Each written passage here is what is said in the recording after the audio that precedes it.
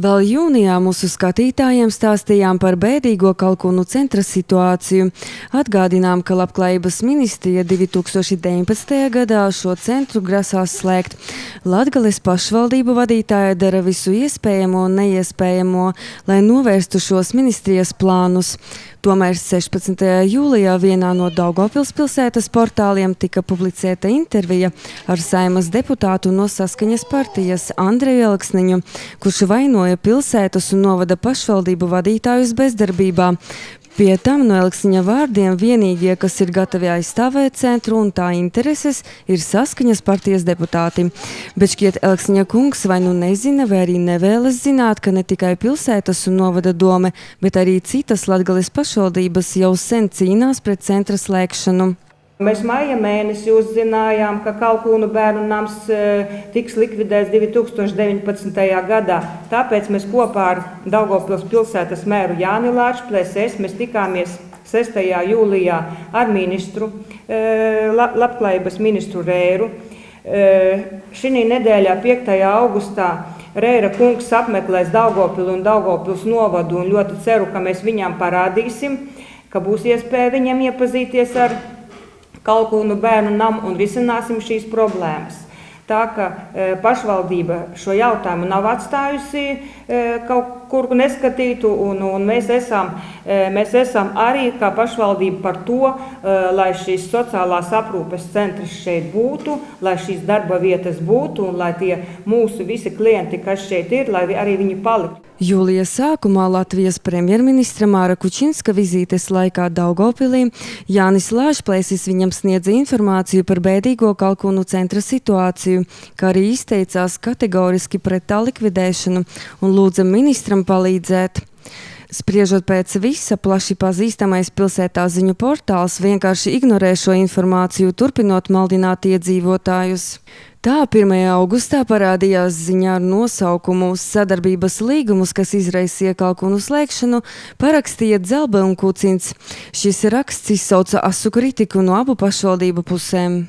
Aprīļa mēnesī tiešām ir parakstīts līgums par startēšanu šī projektā deinstitucionalizācijas pasākumu īstenošana Latgales reģionā, ko veic Latgales plānošanas reģions.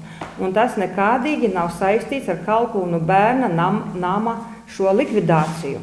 Jo šis ir projekts, kur iesaistījušās visas pašvaldības, un tas piedāvājums, kas ir piedāvāts pašvaldībām attīstīt arī infrastruktūru, un ja būs klienti, kuriem ir pirmās un otrās līmeņa sociālā aprūpe vajadzīga, un ja konstatēs, ka viņiem ir jādzīvo ārpus centriem, tas nozīmē to, ka mums būs iespēja viņiem piedāvāt šīs mājas un tā tālāk.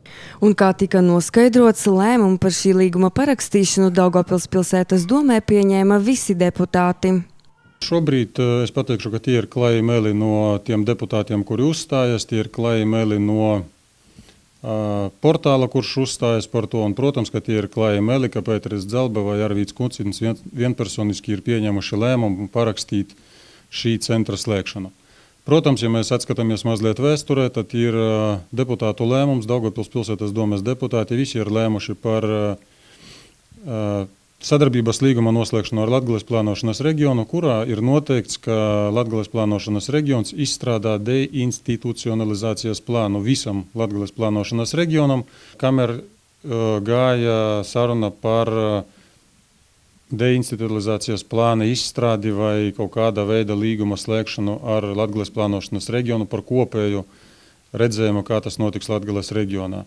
Ne konkrēta risinājuma, kādā veidā būtu domes vadībai jāvēršas pret Labklājības ministriju, nav nācis no Saskaņas centra deputātiem, un, protams, es domāju, ka šobrīd tas ir tīrais populisms.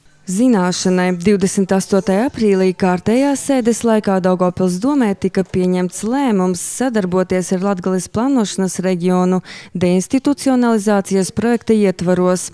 Šo projektu apstiprināja visi deputāti, tai skaitā arī Dmitrijs Radionovs un Anatolijs Gžibovskis no Saskaņas partijas.